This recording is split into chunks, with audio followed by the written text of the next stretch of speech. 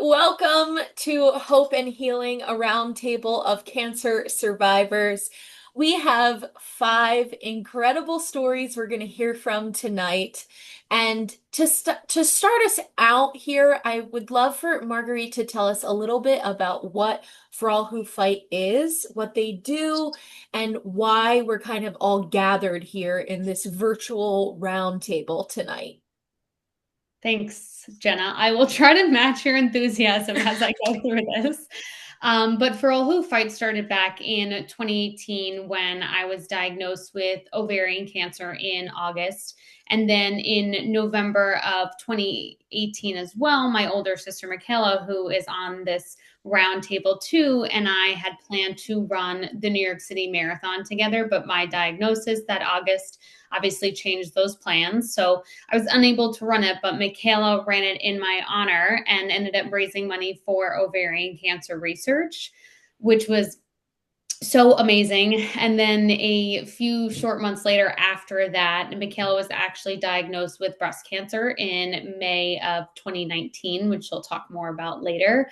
But during that time, I, in partnership with a fitness studio, raised money for Memorial Sloan Kettering for young women with breast cancer. So from these small, grassroots effort, my family and I started For All Who Fight back kind of in 2018, and it's grown to a 50c3 today. So it's a nonprofit organization that's raised money. At this point in 2025, we raised over $500,000 for breast and ovarian cancer research. So For All Who Fight obviously has exceeded all of our wildest dreams, and we continue to expand our scope each year. Our mission statement is really, we beat our cancers, but we still fight for those who lost the fight, who won the fight.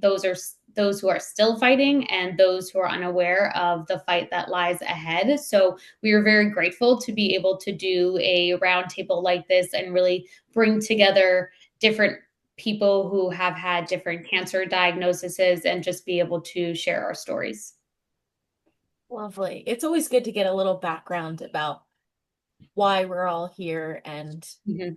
and how this can be beneficial for people. So I'd love to go around the round table, if you will, and do a little introduction of each person so you can tell me a little bit about your name, where you're from, what type of cancer you were diagnosed with, and where you are in your cancer journey. Emily, do you want to start us off here? Of course, I'll kick us off. Hi all. My name is Emily. My husband Chris, and we live in Miami, Florida. And I was diagnosed in January of 2023 with stage 3B borderline serous ovarian cancer with micropapillary invasion. I had a total hysterectomy and bilateral salpingo oophorectomy. I essentially lost both ovaries, the uterus, the cervix, and both fallopian tubes in a 90-minute operation and have since been cancer free. So that was about a year and a half ago. Yeah. Oh, that's amazing. Michaela, handing the virtual mic over to you. Hi, everyone. My name is Michaela Ricks. I am the oldest of the three Ricks sisters. I was diagnosed with stage 1 invasive ductal cancer in May of 2019. I was treated at Memorial Sloan Kettering. I had a lumpectomy, 8 rounds of chemotherapy, and 20 radiation treatments, finishing up just before COVID started in January of 2020.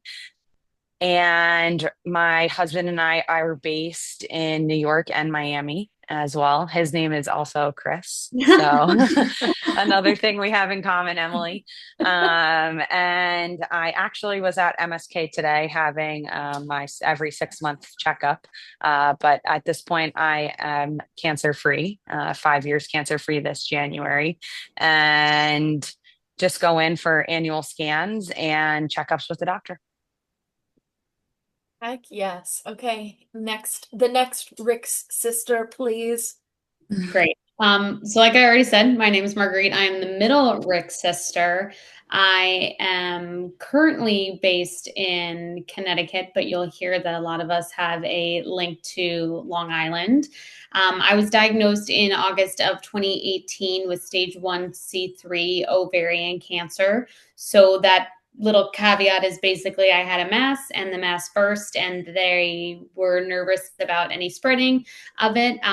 During that surgery, I had the removal of my right ovary and my right fallopian tube, and then went through the egg freezing process, and then had 3 rounds of chemotherapy. Lost my luscious locks, but they're back now. And similar to a lot of our stories, I am 6.5 years cancer free.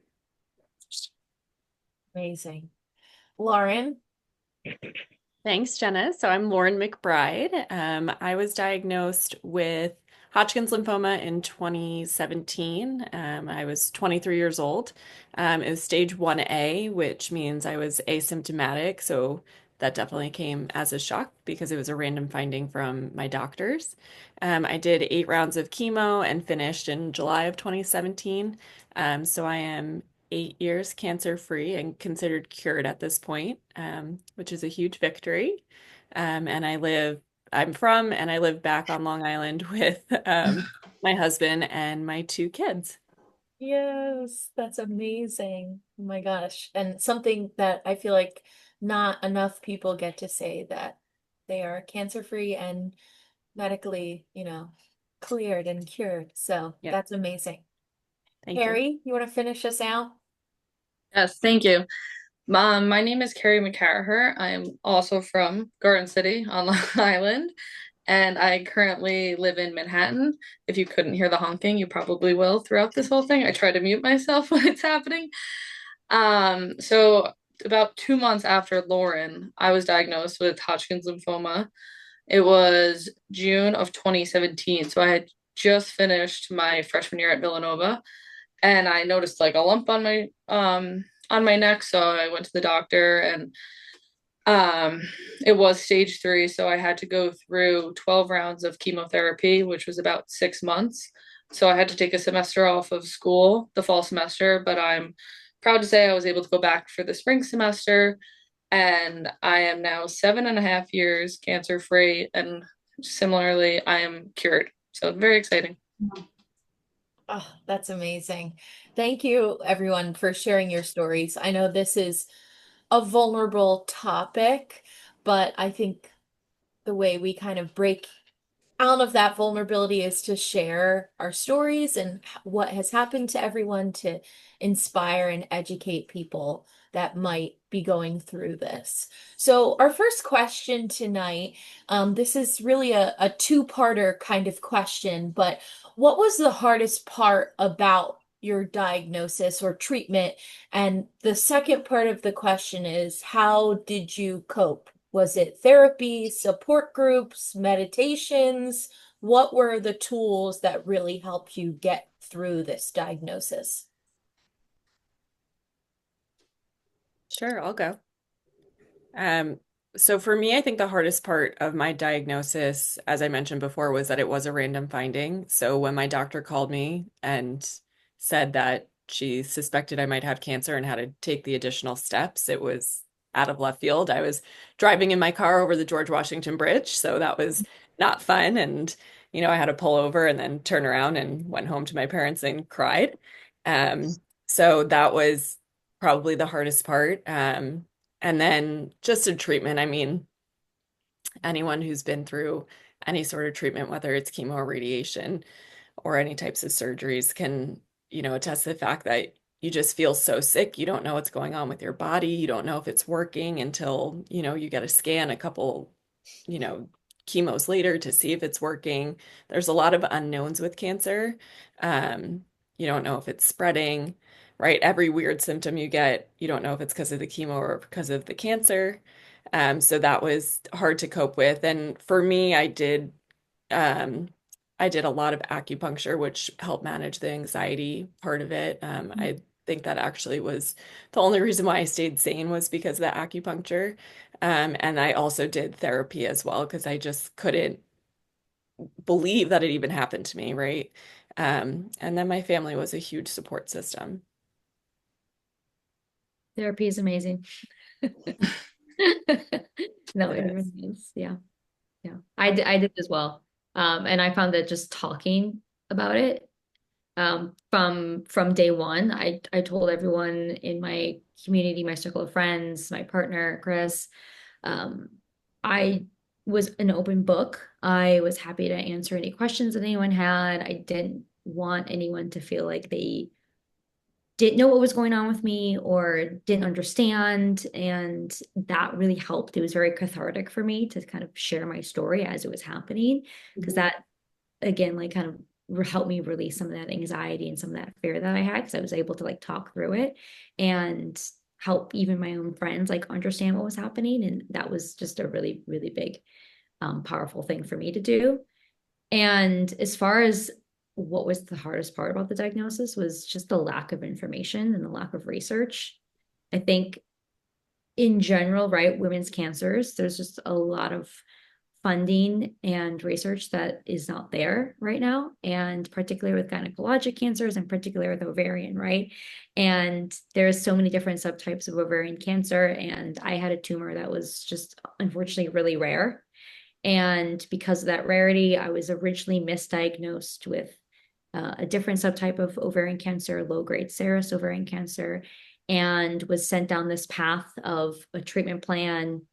And it wasn't until we got second opinions, we traveled across the US, we were trying to we went to MSK, we went to Dana-Farber, we tried to speak to as many oncologists and nurses as possible. And we kept hearing like, oh, this is really rare, this is really unusual, we don't see these tumors that often. And that just kind of lit a fire under Chris and I. Were like, there needs to be a gap that needs to be filled with like research and just understanding for the layperson, but also for the researchers and oncologists and nurses and the nurse practitioners that work in the hospitals. Like it's really scary, and there's a lot of fear when your cancer is it's not as common, or when you're at a younger age, you just receive so many other consequences.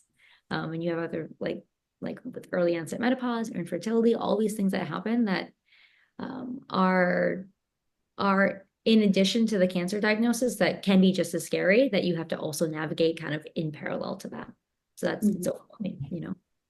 Yeah, I feel like I would echo that too in regards to like what Lauren and Emily both just said, and going back to like the support. I don't know what I would do without like all of the family members, specifically my parents who came to all of the meetings, because there was definitely a part where I feel like I just blacked out and I was like, sure, yep, this is what we're doing. This is the option. There was really only one option too, in regards to surgery and chemotherapy. So in that regard, I feel like having people to advocate for you slash advocating on behalf of yourself is huge. I didn't go through the like process during my treatment of having to like go to see a therapist, but I did kind of similar to what Emily did. I'm probably the only one that still like used like a WordPress blog. But it was my way of getting my message out and controlling the narrative and sharing what was going on. I know that my family definitely fielded a lot of calls from aunts and uncles, long lost extended family, just checking in. So it was really nice for me to be able to share my story that way. And it was therapeutic in its own right. I've always loved to write. So I feel like that really helped me process it and go, I mean, don't look them up, but they're still like on the internet somewhere. And just like listening to my voice at that time, and I was 23 when I was diagnosed, I was like, oh my God, someone should have proofread all of this. But that really like helped me go Mark, through. we did offer. Yeah. It was the chemo in the brain. And I was like, this sounds great. Everybody needs to know I love Chad Murray. But so that process like was super helpful. But I would say my hardest part, being physically active then and now and never like breaking a bone or really having to go into the hospital, was the post-surgery recovery and just being so helpless, like not being able to get in and out of the bed, not being able to walk down the flight of stairs or like walk outside to do a lap around the block or even just like to the front lawn. And I think that was probably the most like jaw-dropping, humbling experience of it, because it really just takes a lot of that control away from you. And that's when that like anxiety and fear, I think, really creeps in a little bit. I think this is the perfect segue question to what you were saying, Marguerite. So, my question is, did anyone feel like they were not heard by their doctors, or did they feel oppositely? Did you feel heard and respected by your medical team?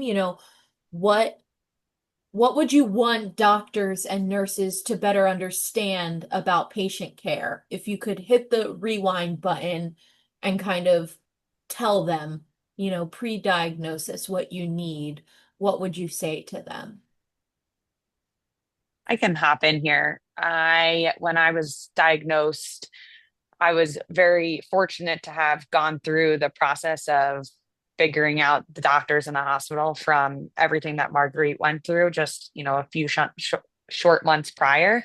So I had a connection into MSK, Memorial Sloan Kettering Cancer Center. And what I thought they did really well is, they had you get all of the tests, and they tried to get as much information as possible before they gave me an action plan of what was going to happen, because I got another opinion from a different hospital, and they told me that I needed to have a double mastectomy, and that was really my only option.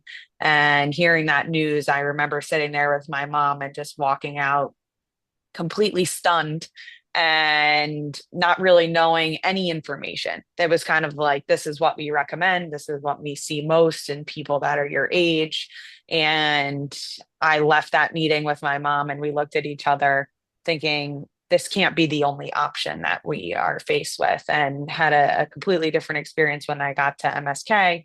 And they really had me do blood tests, genetic testing. Marguerite and I both did. They had me do a mammogram, an MRI, an ultrasound. So by the time it actually got to the point where I was meeting the doctor, they were armed with all this information, had my medical history, and then they were able to say, okay, these are your options. And I remember sitting there making the decision about having and waiting to get the results back from the MRI to see if I needed to have a single mastectomy, a double mastectomy, or a lumpectomy, and what the cure rates were for these three tracks. And sitting with the doctor, I was like, I don't need to do the chemo. And she's like, well, this is why you're going to do the chemo, and walking me through all those things. And I think it was after seeing everything that Marguerite had gone through, being scared of what was going to come over the next couple of months, and really seeing that my life was going to take a pause. But then I went out and had a lot of conversation with peers and other women who I had known had recently been diagnosed, to see what their experience was and help me to make a more informed decision. So I think, if you do get diagnosed, and I think one of the big thing that Marguerite and I always preach is early detection, is making sure if something's wrong, you go in and get it checked out. But make sure that you're armed with as much information as possible, just like what Emily was saying. Go get a second opinion. Make sure that you have all of the necessary information before you go and make a radical decision, because I think my life would look very different if I hadn't chosen the path that I did.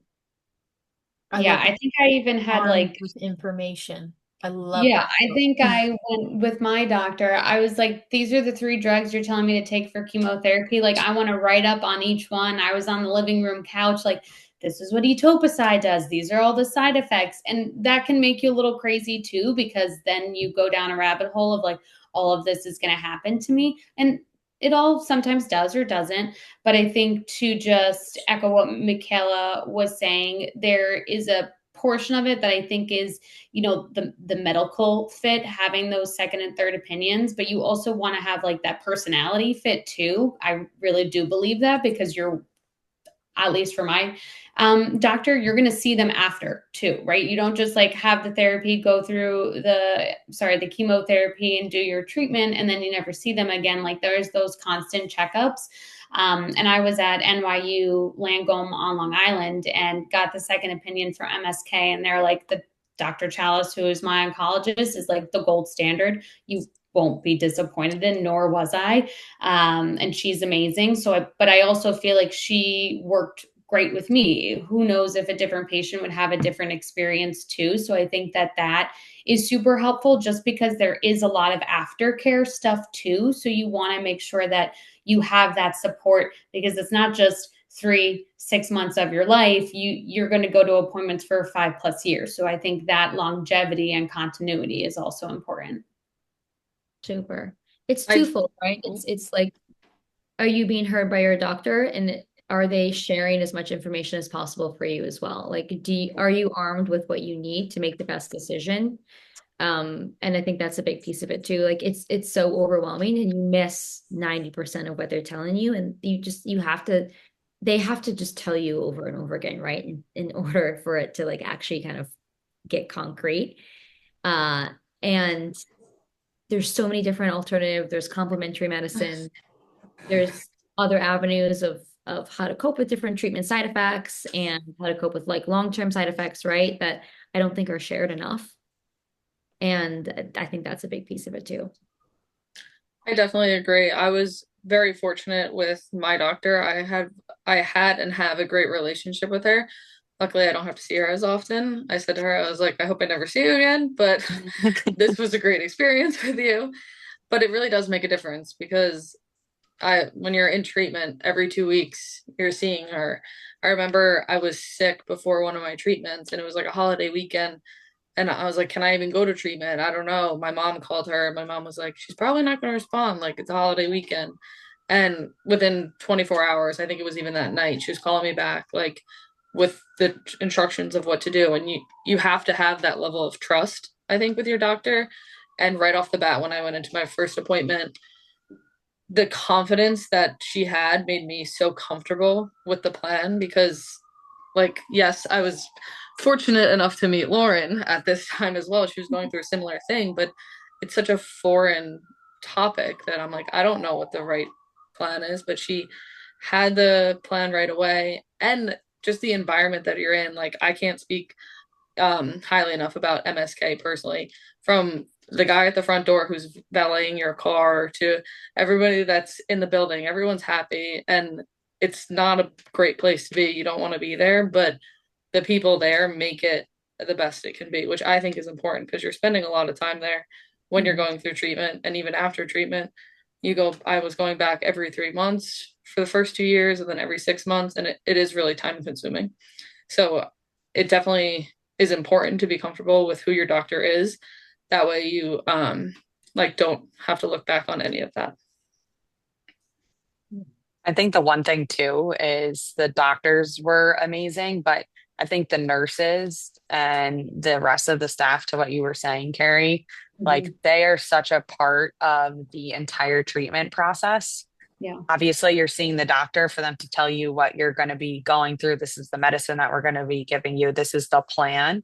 But the nurses are the ones that are there administering the chemo, or, working with you when you're going in and out of surgery. And I think being in a place and kind of shopping your doctor, obviously you want to find the place that has the solution for the cancer that you have, but making sure, to the point that Marguerite was making, like the doctor that you're working with is a fit and their team is a fit. Because I was there today, and I was catching up with the nurse on the team who's been on Dr. Goldfarb's team for 5 years, and she's now a friend, so it's someone who's going to be with you through the whole process. But I think, as you're going through, you know, everything, those people that are there with you on a daily basis are the nurses, the people at the front door, and finding the whole team, the place that really is a good fit for you.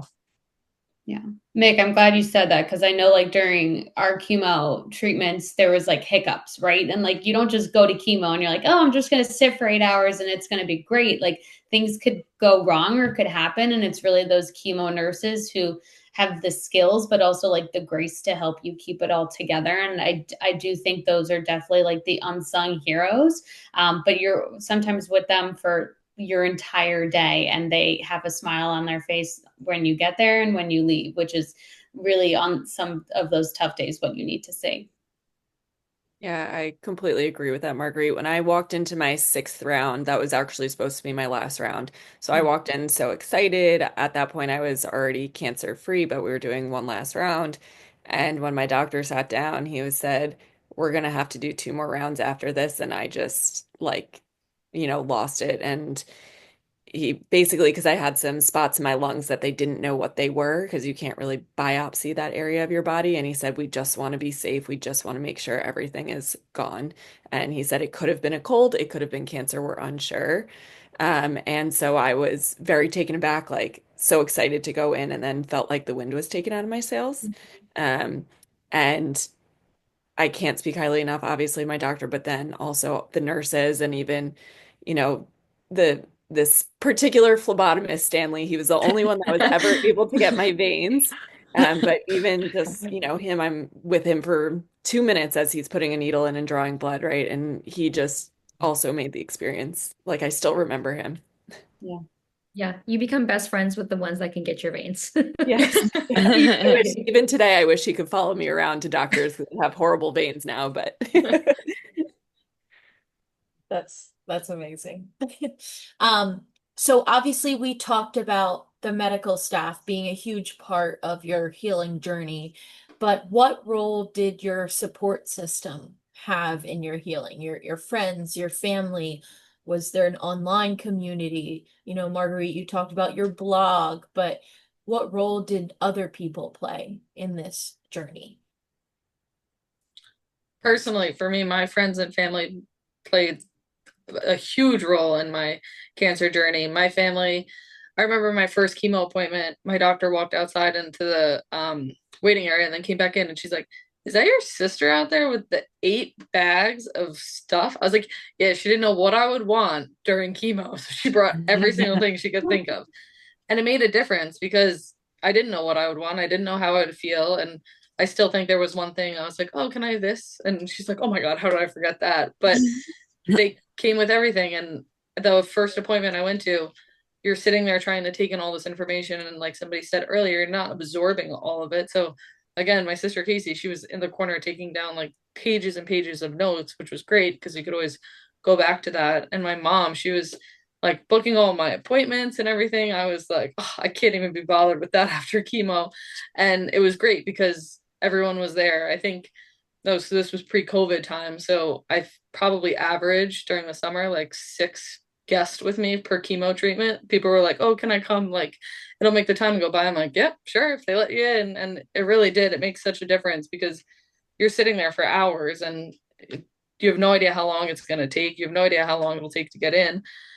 Some of my cousins' husbands who were working in the city, they would pop by unannounced and they're just like just checking in, and it makes a huge difference in between treatments and everything. One thing I always really looked forward to was getting cards in the mail, especially after the summer when my all my friends went back to school. It became definitely a little lonely, and family, friends, they would all send cards, and it was like such a highlight in the middle of the day. I'll be like, "Oh, the mailman's here," and it's like such a little thing, but I tell people it because I'm like, everyone can read a card. They might not be up for a phone call or whatnot, but a card definitely makes a difference in somebody's day.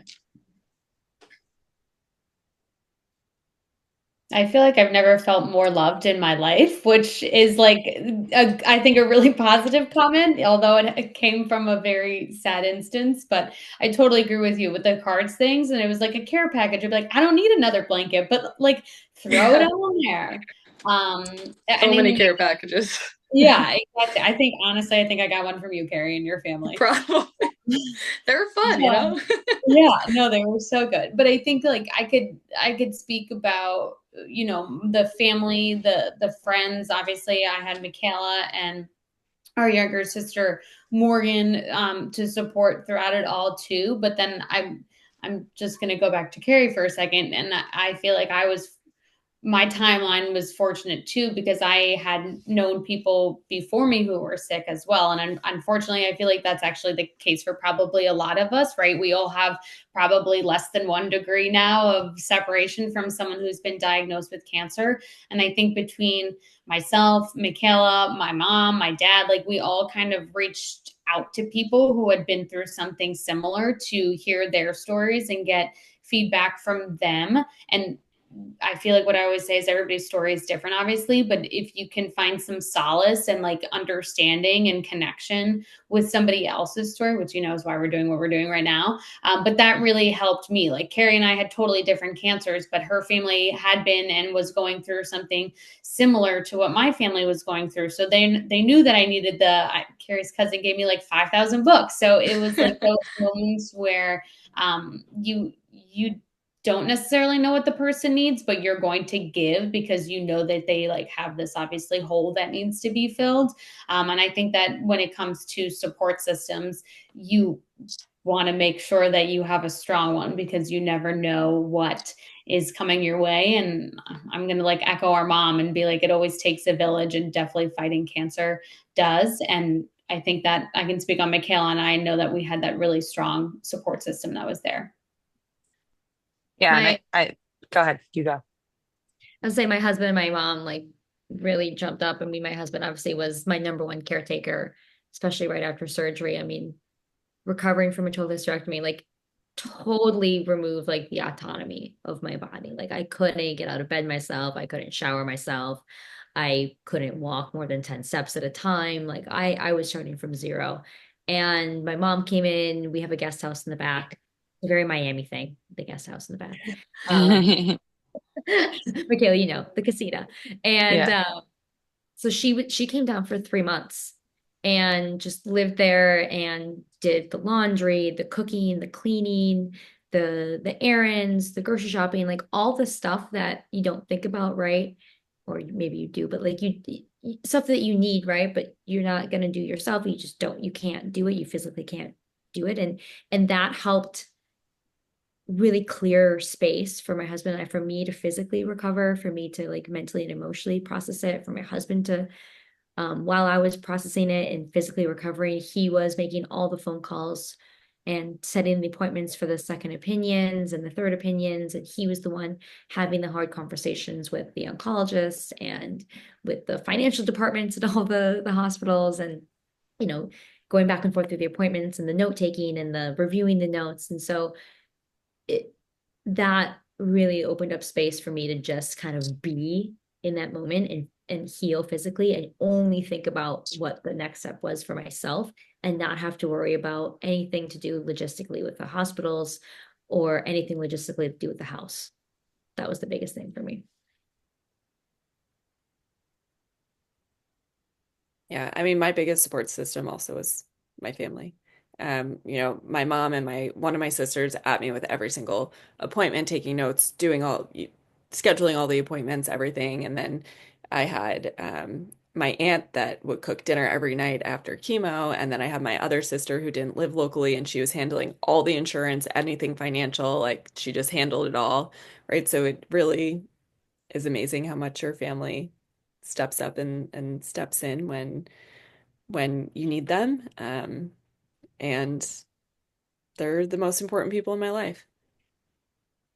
I totally agree. I think after Marguerite had been through all of her things, I kind of saw what it was like to be the caretaker and then to go to being the patient. I was like, I don't need all this attention on me. Please, no one reach out to me. It's gonna be okay.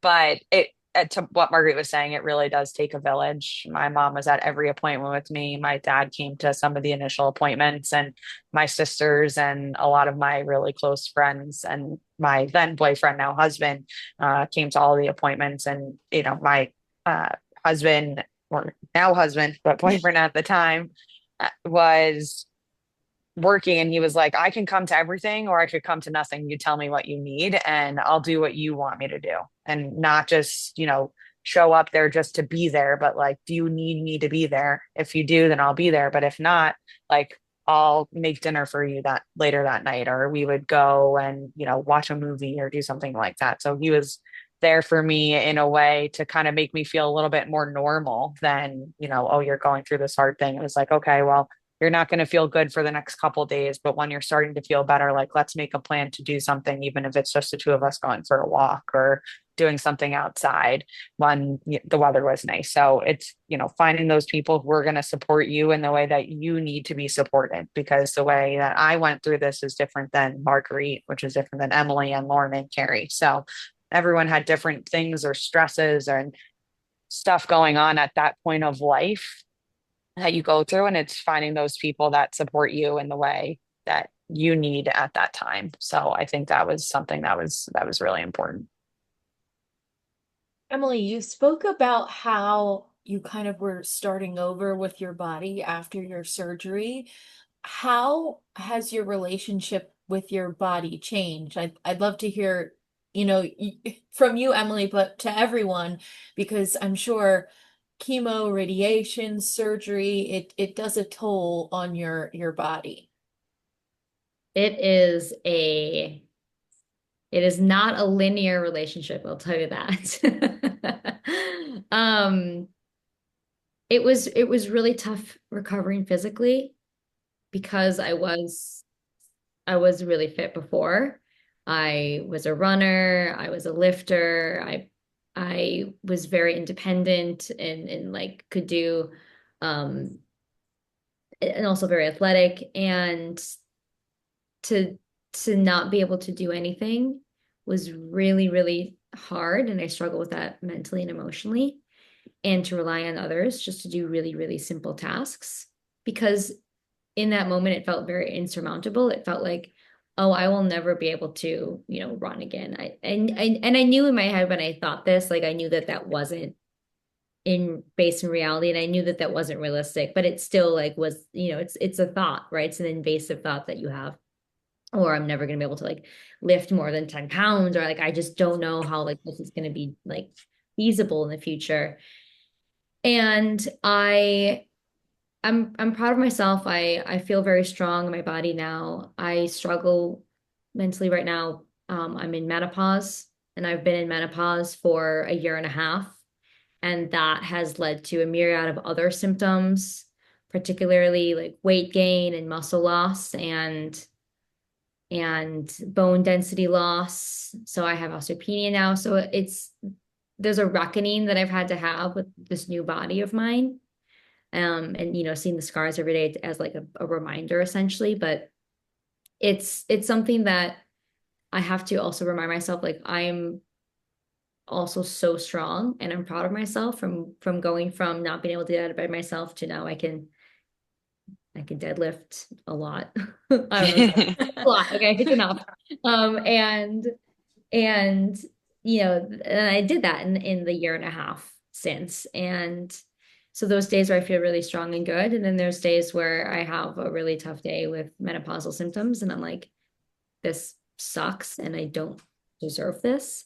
But I know that that's again something that I can't control. And so being able to control the controllables, which is just how I feel, how I show up at the gym, how I show up in the kitchen, those three things, and everything else, I'll just have to, accept, honestly. Emily, I really like how you said that. I'm like gonna like start to cry because I feel like just dealing with your body and like seeing that change.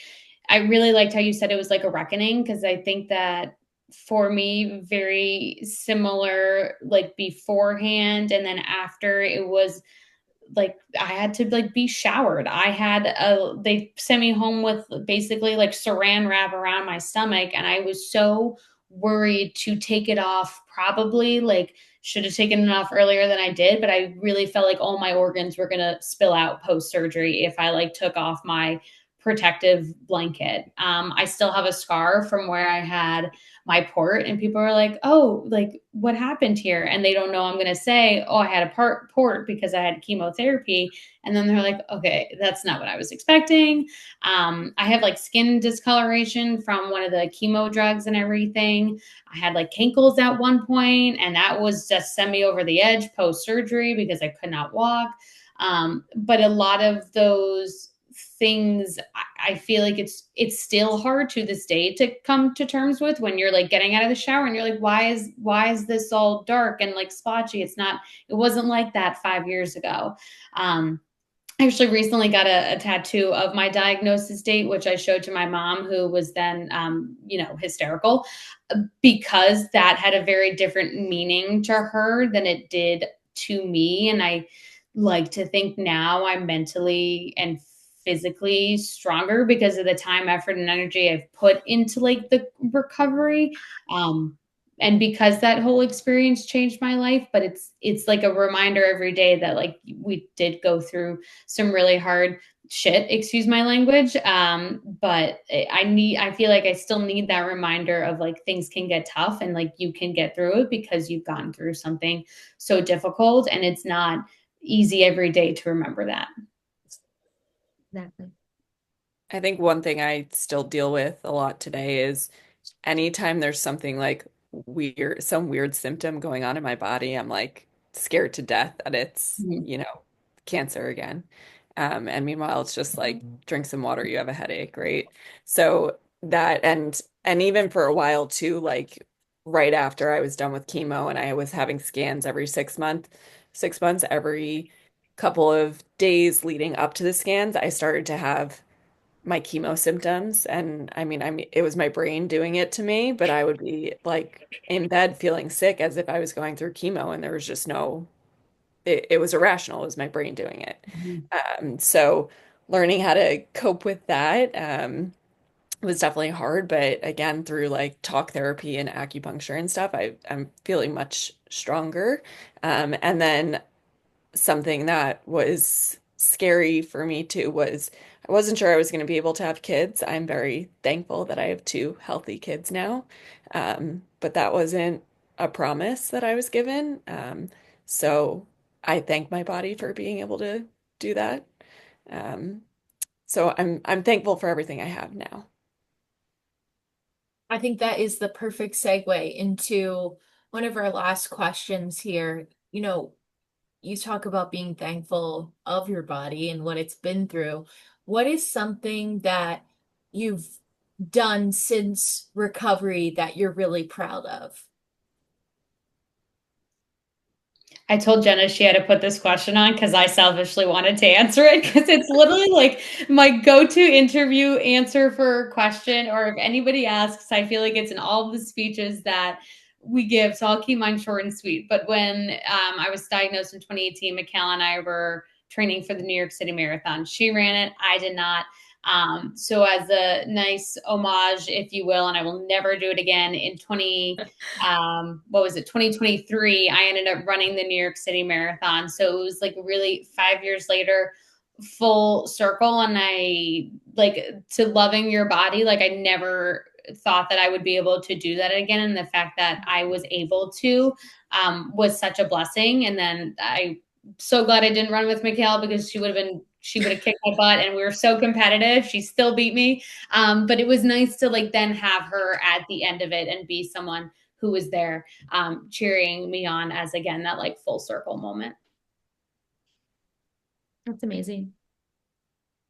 That's amazing. I didn't run a marathon or anything, but Yeah, Mark, since really setting the bar. yeah. I told you I had this was the only question I had the answer to because I've said it so many times.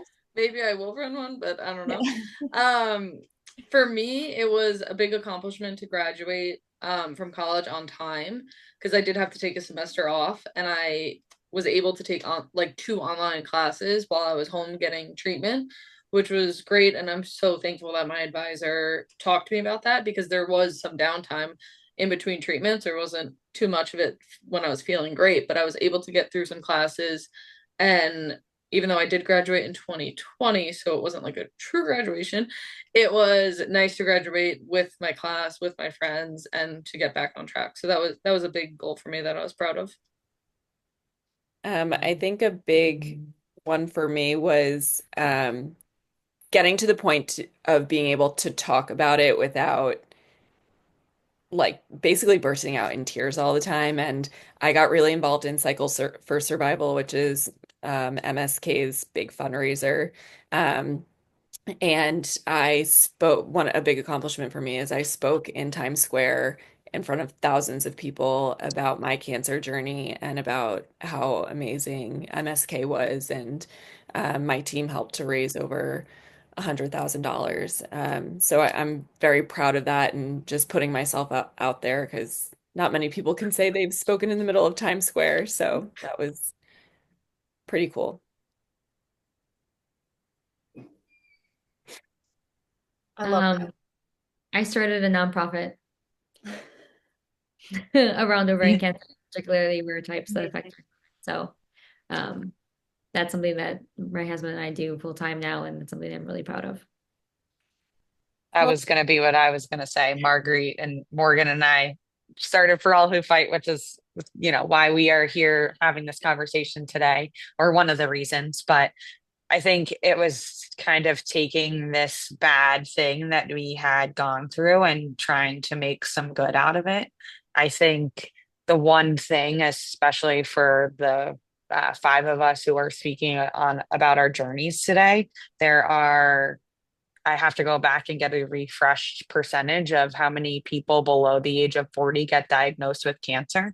And it keeps growing every year. But I just find that the more you talk about it, the potential for better outcomes are because, if Marguerite hadn't been diagnosed, and I probably would have put off the fact that I had a lump underneath my arm and not flagged it to my gynecologist when I went in for my annual treatment, and I could have had a different outcome. So I think the more that we have the opportunity to talk about these things and share our stories and for more people to hear it, there's potential for better future outcomes for patients. And I think that's, one of the biggest thing that we try and support. Obviously, we want to support cancer research, but making sure that if something's wrong, you go and you get it checked out. The best case scenario is it's nothing. The worst case scenario is it's something and they've caught it early and they're able to treat it. That's amazing. So we'll do one more question here before we kind of close out and hear everyone speak one last time. Is there one misconception about cancer or survivorship that you'd love to clear up? If someone asked you a question, what's one thing that you would really love to make clear? It's not an old person's disease. I was going to say it can happen to anybody. I think the other thing too is like nobody's cancer is the same. I think that was the one thing when I was having conversations with other women who had breast cancer that was similar to what mine was. I had stage one invasive ductal cancer. I had a certain set of treatment parameters, but that didn't mean that someone else who was diagnosed with stage one invasive ductal cancer did the same exact thing that I did because my blood is different, my genetics are different, my health condition is different. So I think everybody who is going through cancer obviously is going through their own set of physical, mental, and emotional stresses, but every cancer is different. And I think the reason for all of the fundraising and the research for these rare diseases that people are being diagnosed with, um, you know, is helpful, but I think it's also the fact that knowing that what you're going through is also uniquely yours. And, there are people and support around you, but not every cancer is going to be able to be treated the same. And I'm sure Lauren and Carrie, you guys had a similar type of cancer, but your treatment may have been very different. So, just taking that in, learning as much as you can and, growing throughout the process.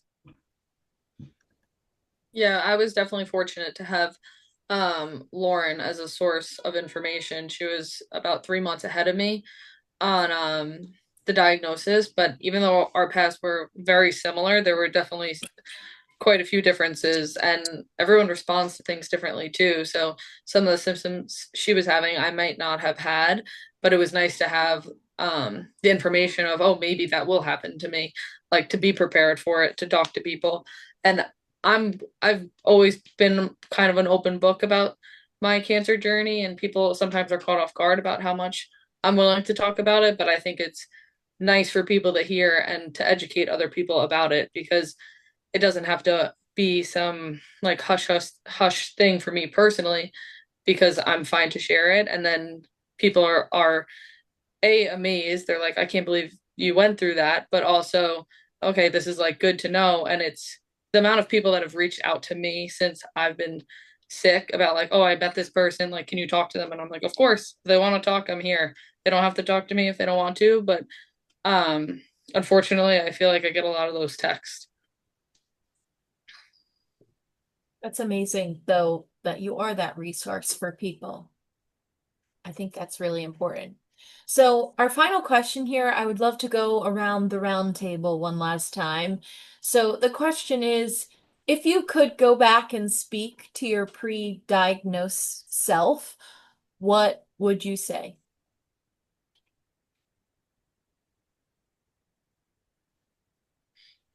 I Emily, would, do you wanna, can we go around the round table just like our introductions? And can you start us off here? This is a tough one, but honestly, I would say there will be so much good that comes out of this. And it might not feel like that in the moment, right? In many ways, it did not feel like that in the moment. And I have to remind myself. But there is so much good. I mean, I'm meeting incredible people that are also sharing their cancer journey stories, like these women here. I'm traveling around the US and speaking on um, panels and going to conferences and having conversations with others in this industry and space around, ovarian cancer and cancer research in general. And my husband and I started a nonprofit and talking to a lot of other survivors and donating and initiating a lot of research projects at different hospital organizations. Like there's so much good that happened out of this, despite all the shit that happened. And so just reminding myself that like it won't kill me and I will be okay. And this will help so many others, whether it's a short term or a long term help. Like I tell myself like the more I share, the more I think others will hopefully resonate and feel less alone. And that's all that matters to me. Beautiful. Thank you. Michaela? I think I could probably say very similar things, but I think the one thing that during that time, I felt like my life was on pause. I had to take a leave of absence from work and was kind of living in New York City alone and going through treatment. And I think the one thing now that time has passed is it's okay to be on pause sometimes. Not everything is going to be go, go, go, and you're going to be in your normal daily routine. And I think sometimes just to take a step back and see who the people are around you that were there for you in those really tough times and that in that pause and lean on them throughout the rest of your life. And I think it's good to sometimes reflect and take a minute to see where you are, reassess, and having cancer is something that's a big moment in my life, and I will never forget those experiences. But it was also a time where I got to spend a lot of time figuring out who I am, who the people I wanted to be surround myself with, and what I was passionate about in my life, in my career. So obviously not happy that I went through cancer, but grateful for the time that I got to spend with myself and learning about myself. Silver lining. Always a silver lining. Exactly. Marguerite? I think I could probably echo what Emily and Michaela said, but while they were talking, just like a quote that I had in my head that I think I would tell my pre-cancer diagnosis self is you go through what you grow through what you go through.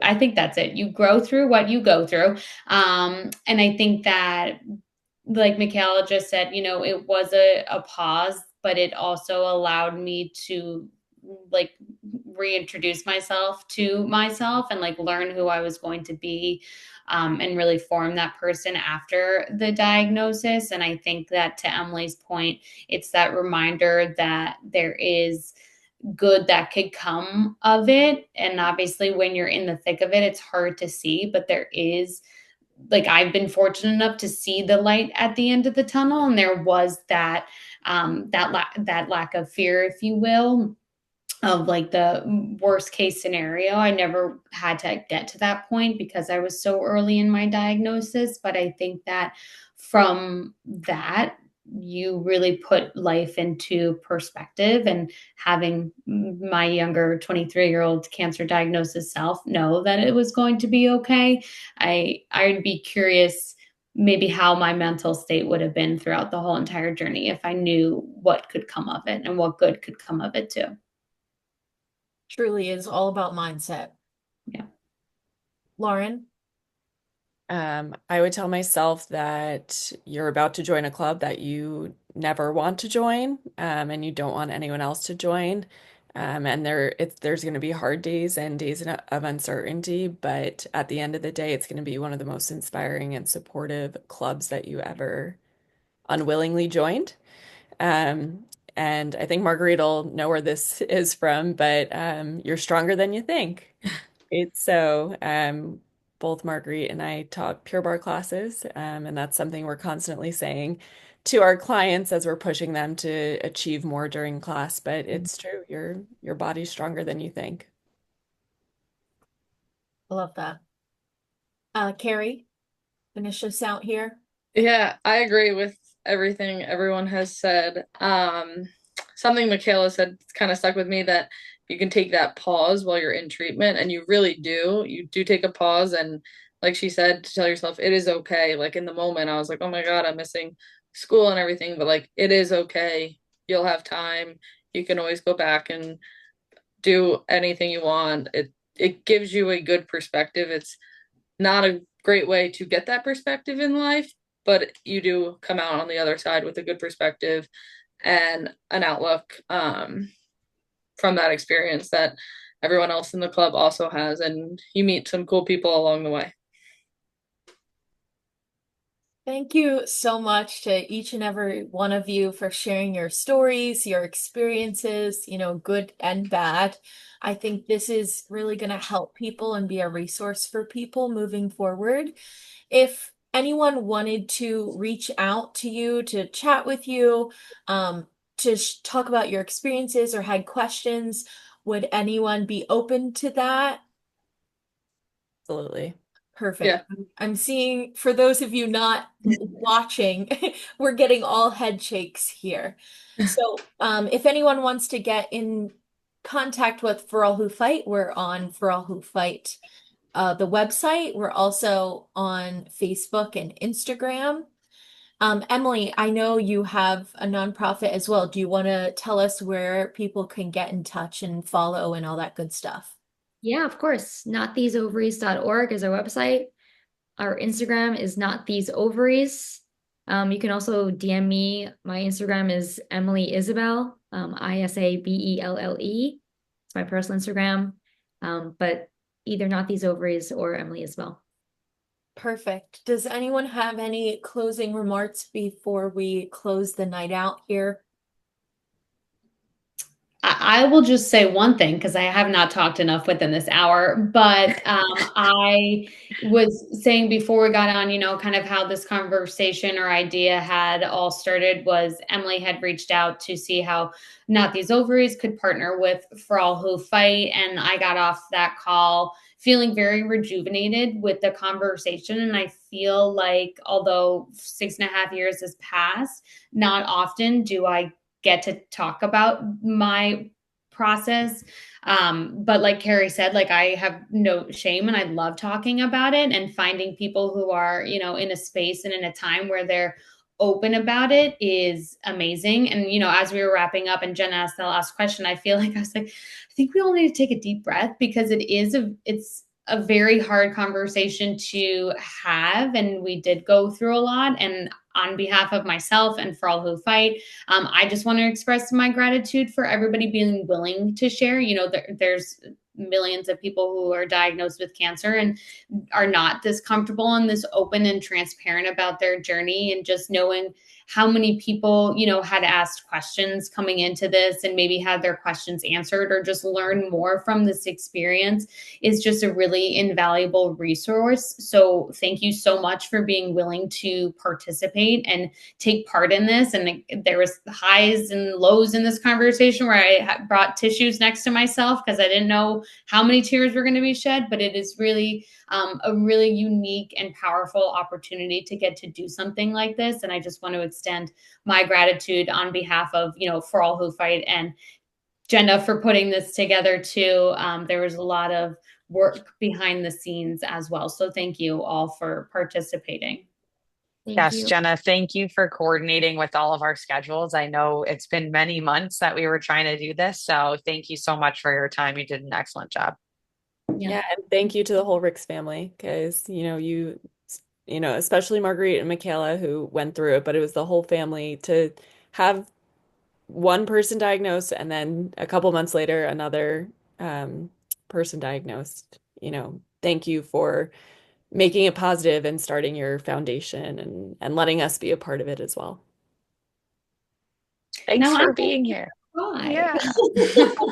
I think that is the perfect way to end this roundtable. Thank you so much for everyone who is listening and watching. Please give us a follow, and we will see you at the next roundtable.